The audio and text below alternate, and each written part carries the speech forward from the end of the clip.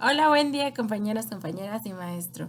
Nosotros somos el equipo número 2 conformado por mi compañera Fernanda, mi compañero Luis, mi compañera Luz, mi compañero Ricardo y yo Denis. Nosotros les vamos a presentar el tema de la modernización de la educación.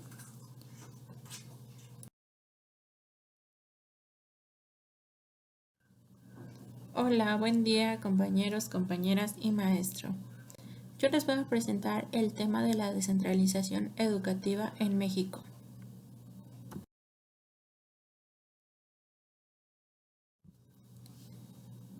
Para empezar con este tema, debemos conocer el significado de descentralización. Esto es una ideología política en la que se otorgan potestades de solución a otros órganos que no son meros agentes de poder central, ni están sujetos a deberes de obediencia jerárquica, los que en ciertos casos tienen carácter selectivo.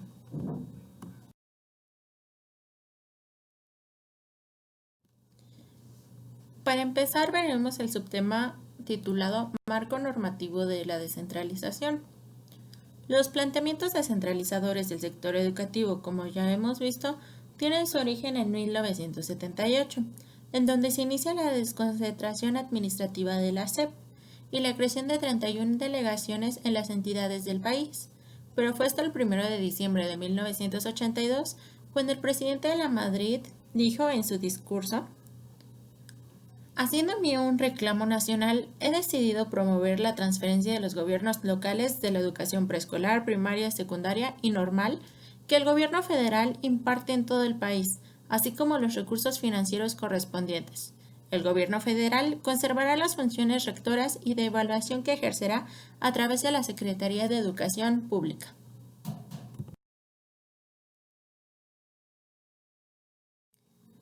Sin embargo, como se vio en este periodo, no se logró realizar tal proceso.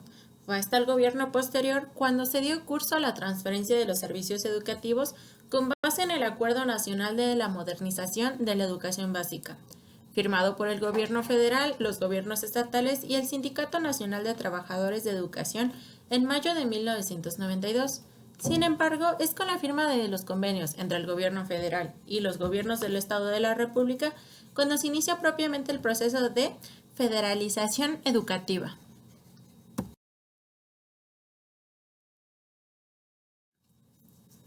Los servicios de educación preescolar, primaria, secundaria, de formación de docentes de educación indígena y especial que operaba el Poder Ejecutivo Federal fueron transferidos a los estados. Así, la infraestructura y el personal docente, administrativo y de servicios y los recursos financieros pasaron al control de los gobiernos estatales, incluyendo las unidades estatales de la Universidad Pedagógica Nacional. El gobierno federal solo conservó la dirección y operación de los planteles de educación básica y de formación de maestros en el Distrito Federal y se comprometió a transferir recursos suficientes para que cada gobierno estatal tenga la posibilidad de elevar la calidad y cobertura de los servicios de educación a su encargo. A su vez, los gobiernos estatales se comprometieron, junto con el gobierno federal, a otorgar recursos superiores a las del crecimiento del Producto Interno Bruto a la educación. Se estableció en ese entonces que el gobierno federal conservaría la autoridad normativa, técnica y pedagógica para el funcionamiento de la educación básica, esto es, los planes, programas de estudio, los libros de texto, la autorización de textos complementarios, la elevación del aprendizaje, el calendario escolar y otros aspectos que son responsabilidad exclusiva de la autoridad educativa federal.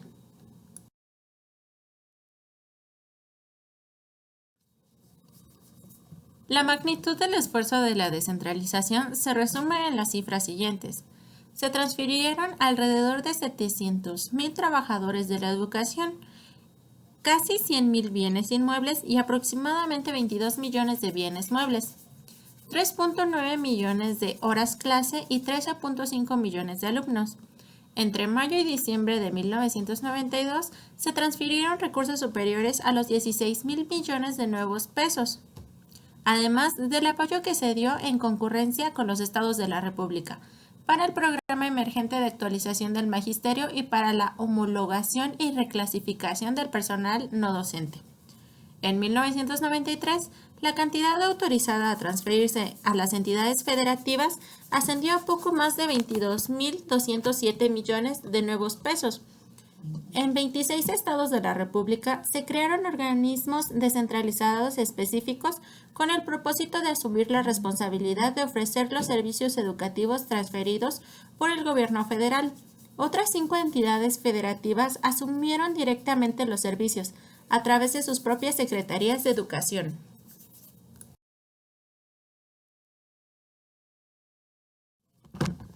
A continuación voy a hablar de los principales puntos del Acuerdo Nacional de Modernización Educativa.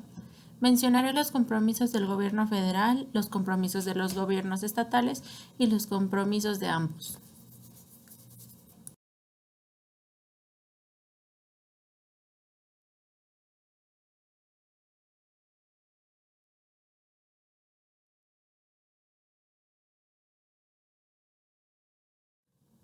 Dentro de los compromisos del gobierno federal se encontraban los siguientes.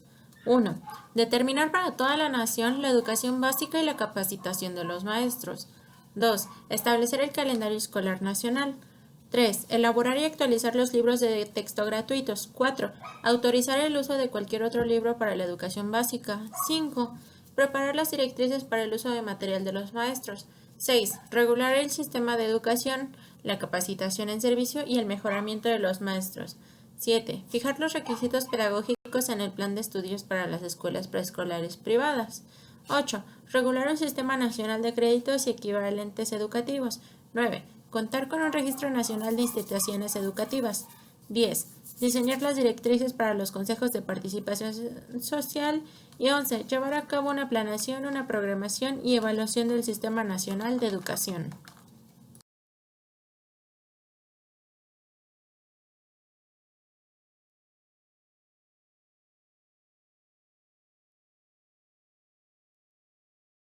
Dentro de los compromisos de los gobiernos estatales estaba en número 1, proveer de los servicios de educación básica y de capacitación de los maestros. 2. Proponer a la SEP los concursos regionales de planes de estudio para la educación básica y la capacitación de los maestros. Número 3. Ajustar, si es necesario, el calendario escolar a las necesidades locales. 4. Proveer un servicio de capacitación de maestros de acuerdo a las determinantes de la SEP. 5. Aceptar grados de otros estados de acuerdo a las regulaciones de la SEP.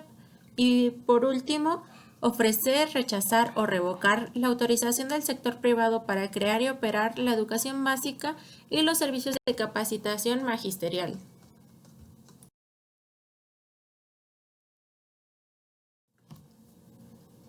Dentro de los compromisos de ambos encontramos las siguientes pautas. 1.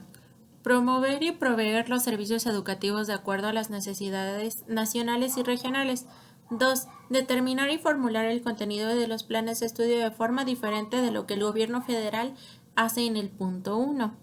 3. Reconocer los estudios hechos fuera del país de acuerdo a los lineamientos de la SEP. 4. Aprobar, rechazar o revocar el reconocimiento de las instituciones educativas privadas que no sean de educación básica y de capacitación magisterial. 5. Publicar libros u otros materiales además de los oficiales. 6. Proveer de servicios de biblioteca para asistir al sistema educativo nacional, con innovaciones educativas y científicas e investigaciones humanísticas y tecnológicas. Número 7. Promover la investigación educativa. 8. Fomentar el desarrollo de educación técnica y de la investigación tecnológica. 9. Promover actividades culturales y físicas. 10. Vigilar la aplicación de la Ley General de Educación.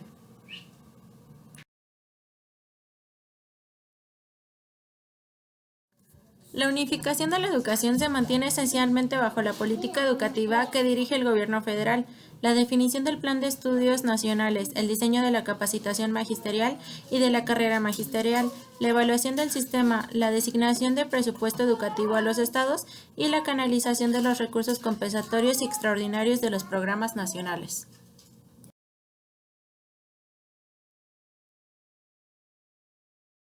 Revaloración del maestro en México. Con la llegada de José López Portillo al poder, trajo consigo varios proyectos educativos que darían un nuevo propósito al docente de la época. Portillo entró al poder en 1976 y se quedó hasta 1982.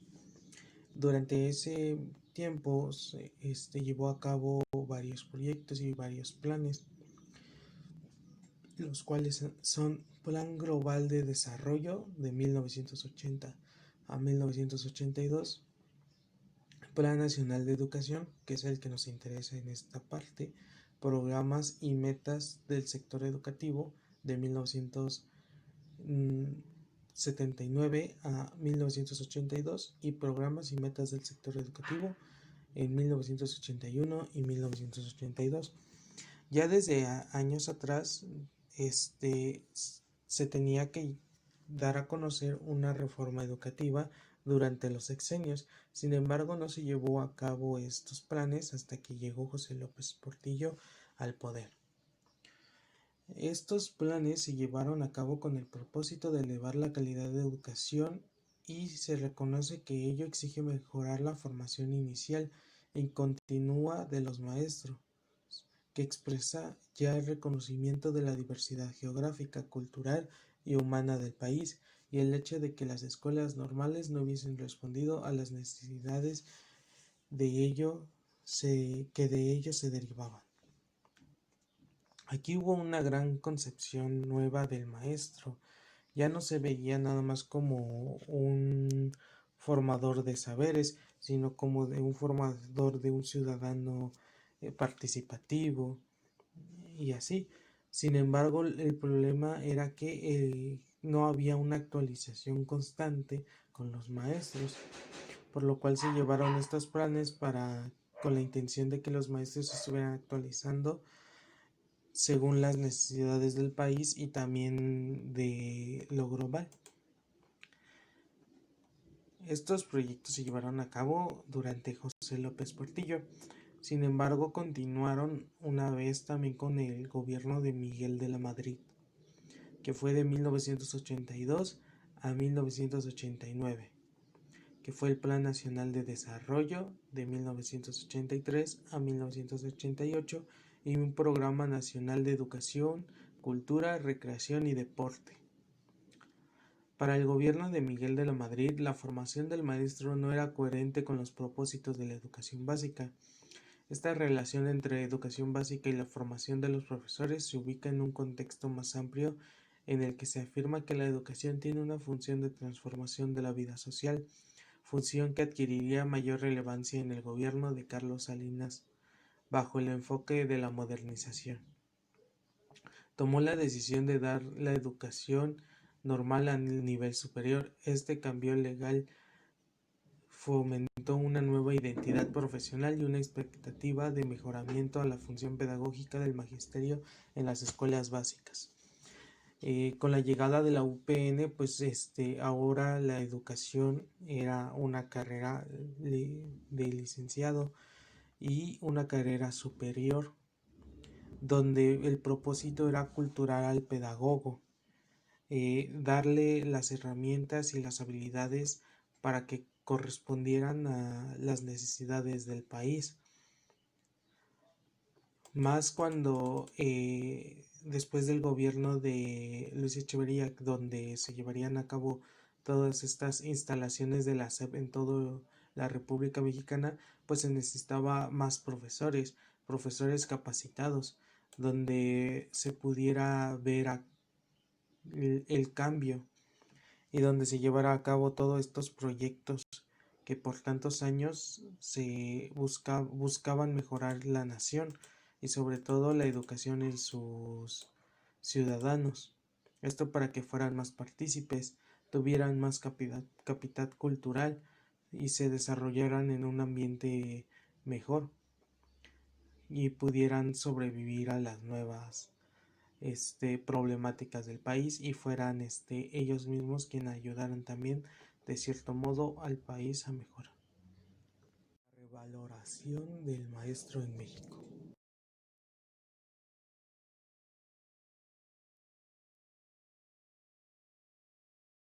Nuevos métodos, contenidos y libros. Miguel de la Madrid Hurtado fue presidente de México de 1982 a 1988. Durante su sexenio, se creó el Programa Nacional de Educación, Cultura, Recreación y Deporte en 1984. El programa partió de un diagnóstico del pasado inmediato. Un análisis de la educación preescolar, primaria y secundaria revelaba un descuido en coordinar, sistematizar y articular todos los niveles. Los programas no correspondían en forma adecuada, había carencia de personal docente preparado y modelos educativos adecuados que afectaban la eficacia y limitaban la transición de conocimientos. En cuanto a los servicios escolares, la SEP, al pretender extender el concepto de cultura, se dio cuenta que no existía un programa en el sistema educativo. No se reconocía la promoción y difusión de los valores y tradiciones étnicas, pues la consideraban menos valiosas. En los planteles educativos no se fortalecían los contenidos culturales, la enseñanza artística era limitada. En el área de servicios de deporte y recreación, aunque se consideraba que la educación física y la recreación son fundamentales para la formación de actitudes, capacidades, hábitos y destrezas, en el educando había una gran ausencia de programas, de profesores y técnicas para preparar a los niños en estas áreas.